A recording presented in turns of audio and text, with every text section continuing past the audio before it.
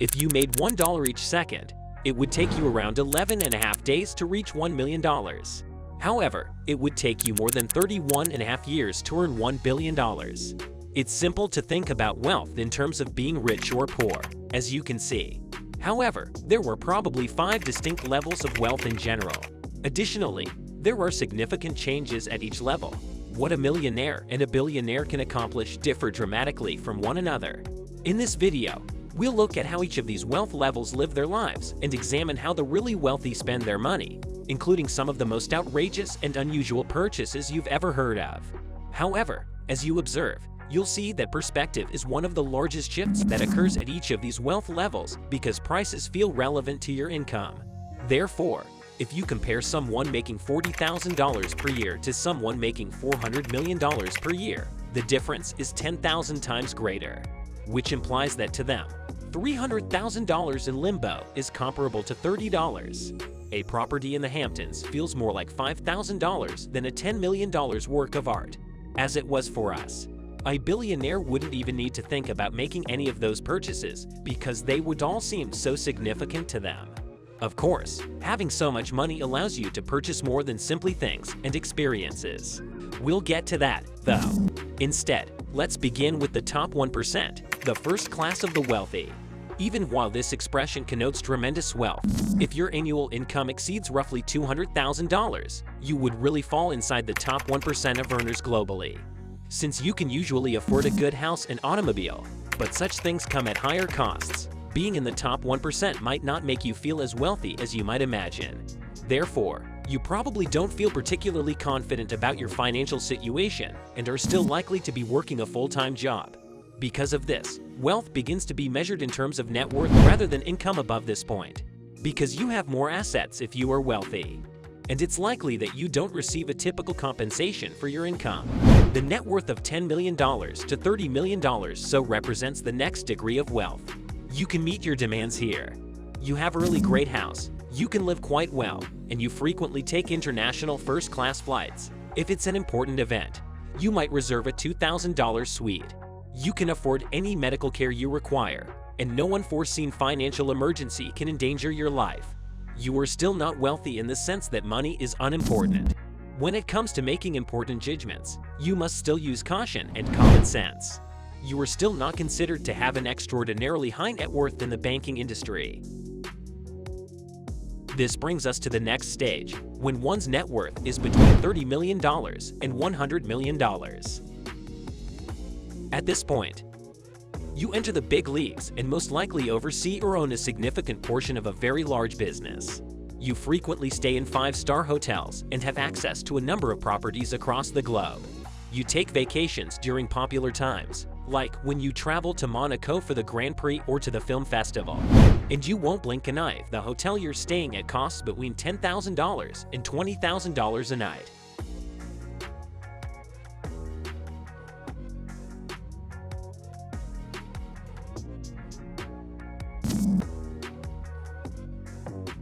In addition to having personal assistants, you are beginning to have people that others must contact in order to reach you. Almost everything that most people would consider to be the possessions of the wealthy is available for purchase. For instance, you can purchase any car, the most expensive jewelry, and so forth. You would take a private flight as opposed to first class.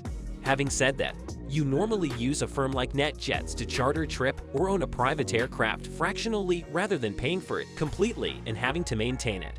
Your social circle, however, also significantly changes at this stage. Most likely, you begin mingling with senators, representatives, and local authorities. Within some very exclusive circles, you probably enjoy high regard. However, despite being surrounded by other extremely affluent individuals, you could start to feel as though you don't have enough.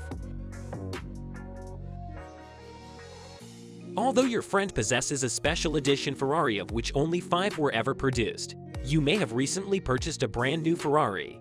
You did eat with the local governor, after all, but your wealthy friend recently had supper with the president. Peter, people are still peering above them even now. Consequently, we now reach our next degree of riches. Net worth of $100 million to $1 billion. If you are at this level, you probably own or run a company that most people have heard of, even if they don't know you personally. You might be able to mingle with music stars, actors, and business elites at this time. You can pretty much go wherever you want to while maintaining your style. You have numerous mansions with personnel spread out over the globe and luxury cars at each one. You might have a private island if that's your thing, and of course a private yacht to get there. You can have almost any experience you can imagine. Wish your favorite athlete would play tennis with you. For a donation of at least $1,000 to his charity, contact his followers. You too could certainly play a game of tennis. Do you want your favorite band to perform at your exclusive event? Well, they probably will if the price is right. What if your family arranged for the Louvre's curator to give you a tour and show you some works of art that haven't been on display in a while? You can probably have it if you can dream and feel it. You can access anyone with donations and fees, and it remains the same till you reach many hundreds of millions of dollars. When it comes to purchasing stuff, you might pay experts expressly to locate the most opulent variations of those objects you can imagine. For instance, the Australian business toilet paper man spends over $1.3 million to create toilet paper that is 22-karat gold. And why not have a gold toilet or a gold bathroom to go with it if you were going to literally flush money down the toilet? In fact, if you're extremely rich, you can actually have everything made of gold.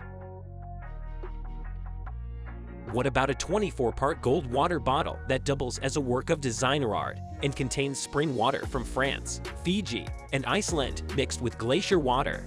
Or how about the most expensive iPhone ever, which boasts a sapphire glass screen and a 24-karat gold body covered in more than 600 white and black diamonds?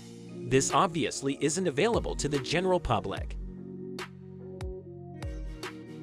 To buy one, you're going to need over $15 million. But this is the key. At this level, it's not just about buying the fanciest, most luxurious items. It's about getting the rarest and most exclusive things you possibly can. For example, you could get a limited. Only 8 of the $160,000 limited edition pens with 4,810 diamonds apiece are produced annually. Or if you want to take it even farther, a lot of billionaires turn to the arts. Not only rare paintings, but also items like this Damien Hirst artwork depicting a dead shark that fetched $12 million. Or perhaps you enjoy the piano. So, this is the exact crystal piano that was used during the Beijing Olympics and which set a record when it was bought at a private auction for $3.2 million. You see, the only true restriction on what is possible when you reach this level of riches is your thinking. The 1 billion net worth and above is our last tire, nevertheless. Before we discuss the truly bizarre things a billionaire may accomplish, it's important to note that there are now a lot more billionaires on Forbes' yearly rich list than there were previously.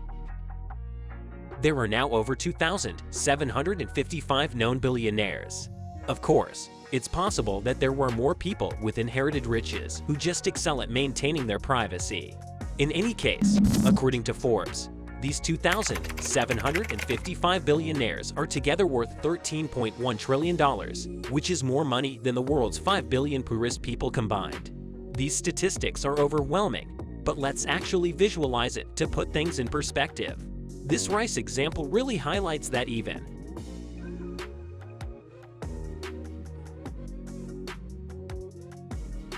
The gap between $1 billion and the kind of wealth Jeff Bezos or Elon Musk have inside this billionaire group is absurdly large. James Janney, whose YouTube channel I also really enjoy, did a terrific job of helping me understand the differences between these significant quantities of money in a new way. We now have these examples after witnessing them. Got a better idea of the scale? $1 billion in value. Let's now examine what you can actually accomplish with it. Basically everything can be purchased. I do mean anything, though. We are no longer discussing expensive goods and experiences. You can first purchase access. Nearly everyone on the earth can be contacted by your team, and you'll receive a call in return. It's astonishing how much access and respect $1 billion can buy you. You could, for example, ask your people to contact someone within an hour, and they could do it. And I'm not simply referring to corresponding with famous people. The same holds true for influential persons in politics. particularly when the billionaire may have donated to their political party. Therefore, if you're a billionaire, you might occasionally interact and converse with leaders of state. And that gets us to our second point. Influence may be obtained for $1 billion. As a millionaire, you have several options for influencing public discourse and legislation. And while obviously there are times when this is done in an immoral manner, such as by advocating for reduced taxes for the wealthy, it's not always the case. But the simple fact is, because of. How should it be distributed is the key. Villages with clean water. Finance a new hospital. Try to save a species of animal that is in decline. You can influence practically everything you want with money. But the capacity to essentially buy time is one of the largest distinctions between billionaires and commoners that is sometimes underestimated. There is practically nothing for you to wait for. No waiting in queues, no idle time. Just consider it. You have a private jet of your own, so you just show up at the airport. Sit down in the aircraft whenever you choose, and 2 minutes later you'll be in the air, free to travel wherever you like. A driver will be waiting for you when you get there, ready to pick you up and take you anywhere you need to go. Your assistants will already be in possession of best seat at the eatery you said you wanted to visit, or perhaps your helper set up a celebrity chef will visit one. Instead, your holiday houses. Everything you could possibly need is taken care of for you at whatever time you want. However, being so extremely affluent has its drawbacks, despite what you may have heard.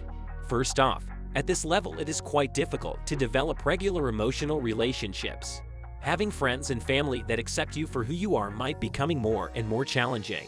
They do exist, but it's quite difficult to identify which ones they are since your society is probably full of people who are eager to take advantage of any chance they have.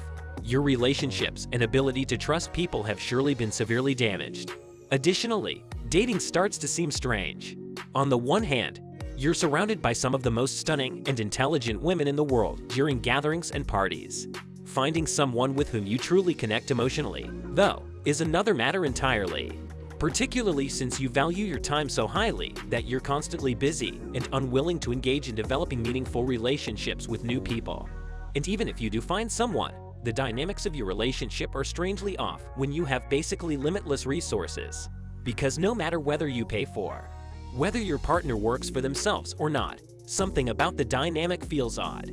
And finally, and perhaps most importantly, no amount of money can fully provide for you since death is the great equalizer. And there are difficulties that no amount of money can fix, such as losing loved ones, losing your own health, and realizing your own death. This video's inspiration came from a Reddit user who deserves full credit, recounts his encounter with Sylvester Stallone at a gathering where it was evidently had a very prosperous career. He gushed about how terrific he was. Guy was quite wealthy and opulent, had a brilliant and attractive wife, and a young son with special needs. Nobody has got everything, he said. Nobody.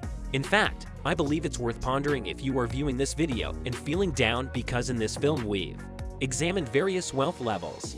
However, the fact that you are watching this indicates that you are far from the base of the overall wealth pyramid. Looking above, it's simple to get angry that other individuals have so much more than us. But take a quick glance down the wealth pyramid. You are wealthier than 75% of the world if you have access to the internet so you can watch this and also have food in the fridge, clothing on your back, a roof over your head, and somewhere to sleep. In fact, even if you only have $1 right now, you are still wealthier than the majority of people on the planet who are either in debt or have nothing at all. What this video really highlights is that rich versus poor is so arbitrary. There aren't two groupings. There are a huge variety of levels. You may also be far wealthier than you realize compared to the majority of the world. If you like this movie, be sure to subscribe and enable your notification settings so that you may receive alerts when new mini documentaries are released. I appreciate you continuing to watch. You are an icon. I'll see you again soon. Cheers!